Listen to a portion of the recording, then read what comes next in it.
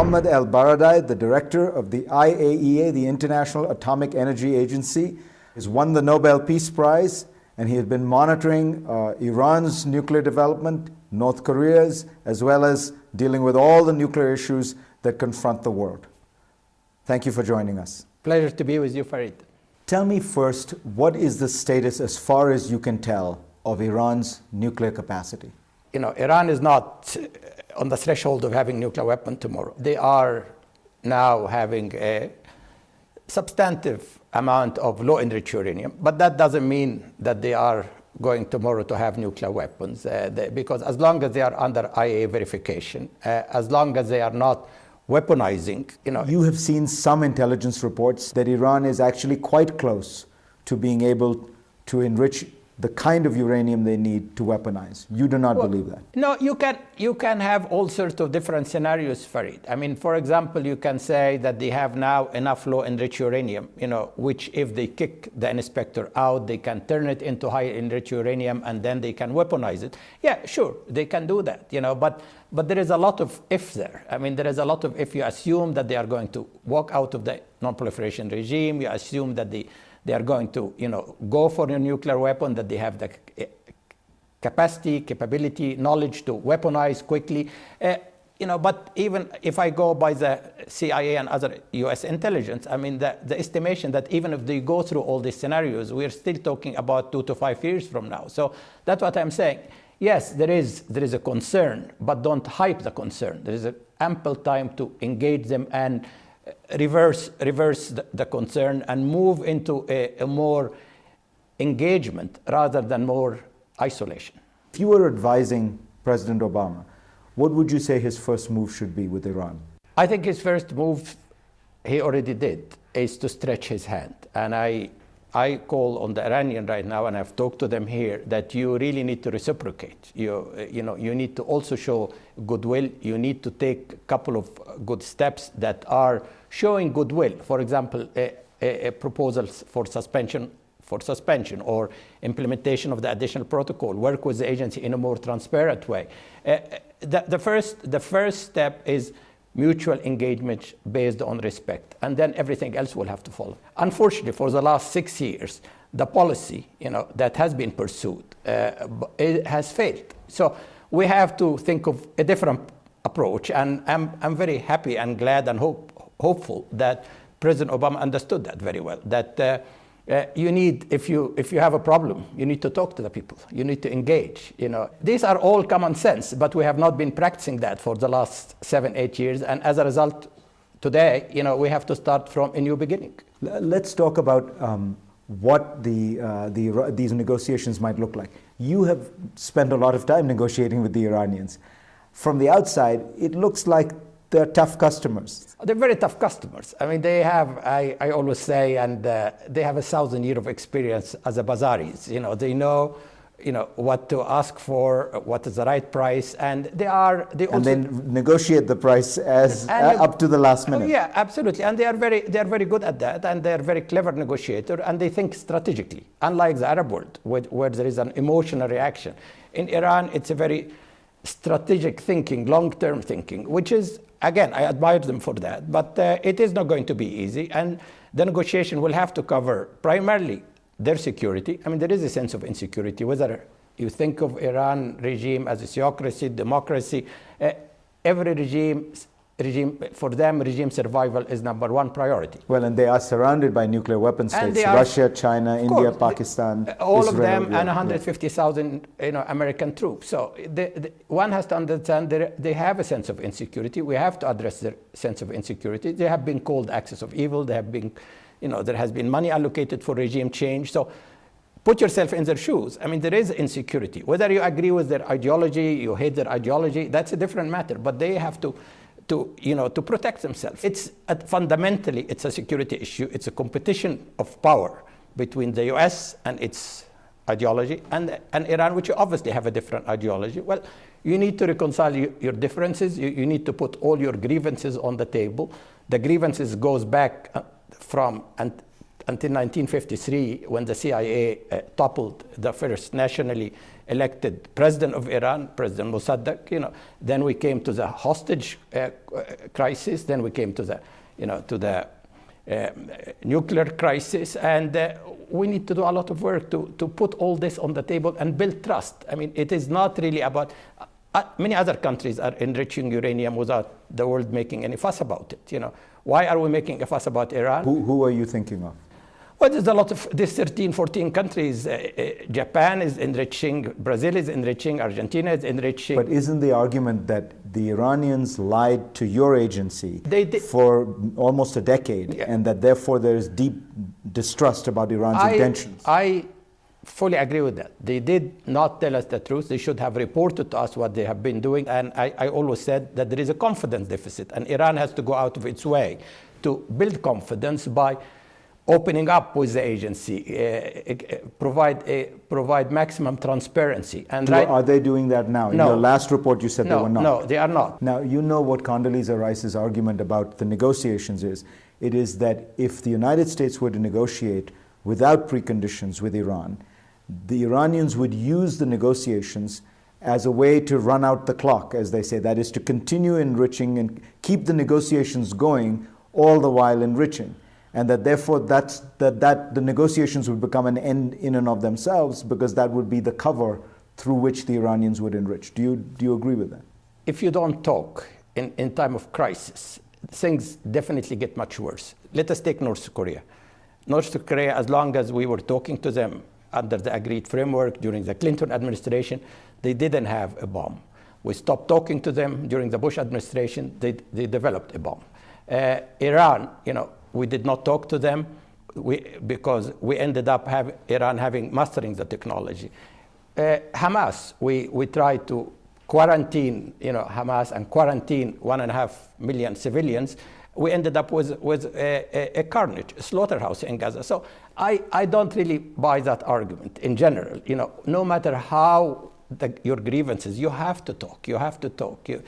Talking, as we know, also, once you talk to your enemy, it creates a sense of moderation. I mean, yesterday terrorists are today prime minister and president. We know that. This is reality, this is fact. But if we talk to Iran specifically, of course, if you start the negotiation, we have to freeze the activities. I mean, there has been a number of proposals on the table for freeze, that Iran, as a condition, not as a condition, but at least as a prelude to negotiation, Iran should freeze its enrichment activities, international community should freeze its sanctions, and then let us start and look for the grand bargain. And you think the Iranians would agree to that? I think there is a good possibility that they agree to that. In my experience with the Iranians over the last few years, they were ready at different times to agree on a freeze. And however, at that time, the Bush administration they insisted that they have a full suspension, which I knew,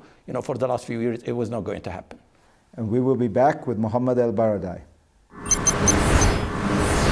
We are back with Mohamed ElBaradei, the director of the IAEA.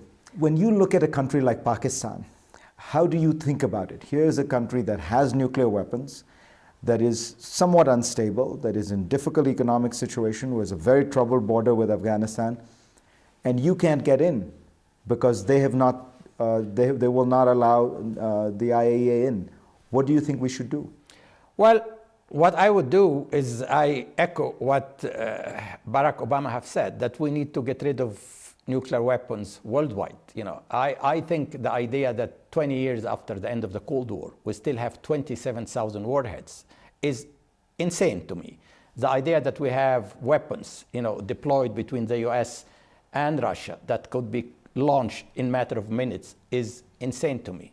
The idea that nuclear power is still the road to power, nuclear weapon is the road to power, prestige, influence, protection, is again an environment that we need to change. I mean, we just talked about Iran. I mean, Iran feel that if they have at least the know-how, not necessarily the weapon, they will buy themselves an insurance policy. They talk about that this is for economic reason, commercial reason, but I have no doubt this is an insurance policy. Do you worry with the instability in Pakistan that the nuclear weapons, their nuclear arsenal, could fall into the hands of terrorists? I mean, the idea of a terrorist, I mean, that is, to me, today, is the most serious danger the world is facing. There is always a risk everywhere in the world, and let's cross our finger. I mean, you saw what happened in the US, the lapses in command and control a number of times, when a number of aircraft, flew over the entire US with nuclear weapons without anybody knew about it. We need to, if we need really to protect ourselves long range, we need to get rid of these horrible weapons. And you think that possibility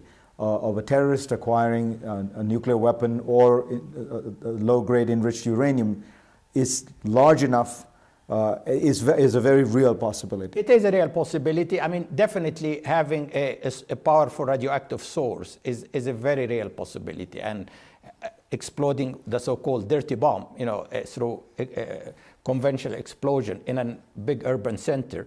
It is not a nuclear explosion, but it will kill thousands of people. It will create grave economic dislocation, and it will terrorize people. That is a very serious. What about the possibility of people getting hold of what are called loose nukes in Russia? Is that? Well, I think we are trying to help in this domain by making sure that all nukes, all nuclear material are in the best physical protection. But I always say, and I continue to say, we haven't done the job yet, and we're still in a race, against time. Do you think there should be a much expanded version of this program? Oh, much expanded version of program. Much more money should be poured in that program. This is the number one priority, in my view, Farid. There are two countries that have developed nuclear programs that are not part of the NPT. If you accept the Indian renegotiation as complete, and they are Pakistan and Israel, how should they be treated, and should they be treated the same way? I mean, I always have been saying for years that these three countries should not be treated as a pariah. That's India, Pakistan, Israel. And Israel, but should be treated as a partner. I cannot treat India as a pariah. 1/6 of the world population cannot be treated as a pariah. They have to be engaged in every arms control measure. And I was very happy. I was very supportive of the India agreement because it brings India together into the mainstream. And we have to do that with Pakistan. We have to do that with Israel. Israel, of course, is much more problematic because of the whole turbulence in the Middle East, but we still have to, there are different solutions. India and Pakistan solution will have to be within the global arms control. Israel's solution will have to be within a nuclear weapon-free zone in the Middle East as part of a peace process. Do you think the Israelis would ever accept that? If they don't accept it, I mean, Iraq and Libya are not going to be the last countries in the Middle East to be tempted to develop nuclear weapon, and the technology is out of the tube. It is not possible now for other countries to do it. So it's a question, again, and I had a couple of years ago, or 3 years ago, a really discussion on that issue with the Prime Minister of Israel, Sharon. And I told him, you are not really protected right now because the danger is not another country in the Middle East acquiring nuclear weapon, but a terrorist group acquiring nuclear weapon. And the solution is mutual cooperation among countries in the Middle East and a peace process. So what did he say? I think he took that point on board, that he understood that the threat of a nuclear terrorism is really much more serious, much more imminent than another country having nuclear weapons. And your argument is that all Israel's nuclear weapons don't deter it because the terrorists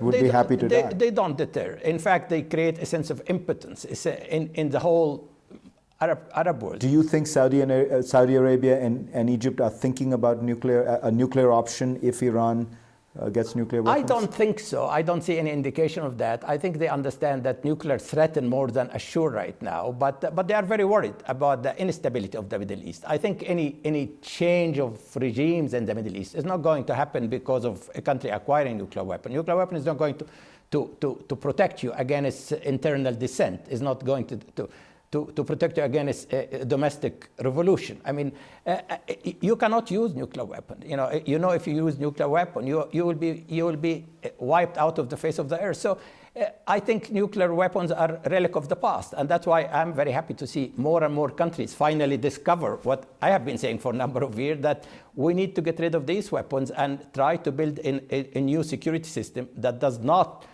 rely on nuclear weapons, but look at the roots of why countries feel insecure. So talk about that for a moment. You really think that you can imagine a world in which the United States, Britain, France, Russia have no nuclear weapons? Well, we invented nuclear weapon. We can de-invent nuclear weapon, Farid. As I said, it's not going to happen tomorrow. But why do we have 27,000 warheads? I mean, a lot of experts talking now about reducing that, slashing that number to 500 each, for example, the Russia and the US. These are enough to, pulverize the world many times over. It is not going to happen overnight, but we have to put, we have the ingenuity, to build a system that does not rely on weapons of mass destruction. I mean, it's about time in the 21st century to have a world that is sane, that is safe, that's humane. And it is not, I don't have a guarantee that is going to happen, but we have to continue to work for it. We've spoken many times in the past, and you have often seemed quite pessimistic. Are you optimistic? You sound more optimistic these days. I'm very optimistic, Farid, I can tell you. For the last at least 10 years, I have been very pessimistic. For the first time, I have an opportunity. I have the opportunity for a new beginning. For the first time, I see people speaking common sense, the importance of dialogue, the importance of international institutions, the importance of a fair and equitable solution to festering conflict. And I think we have an opportunity. The important thing now is to act on it. Yeah. So yes, I am optimistic, and I hope at our next interview I will continue. I still have my optimism. Mohamed ElBaradei, thank you very much. Pleasure to be with you, Farid.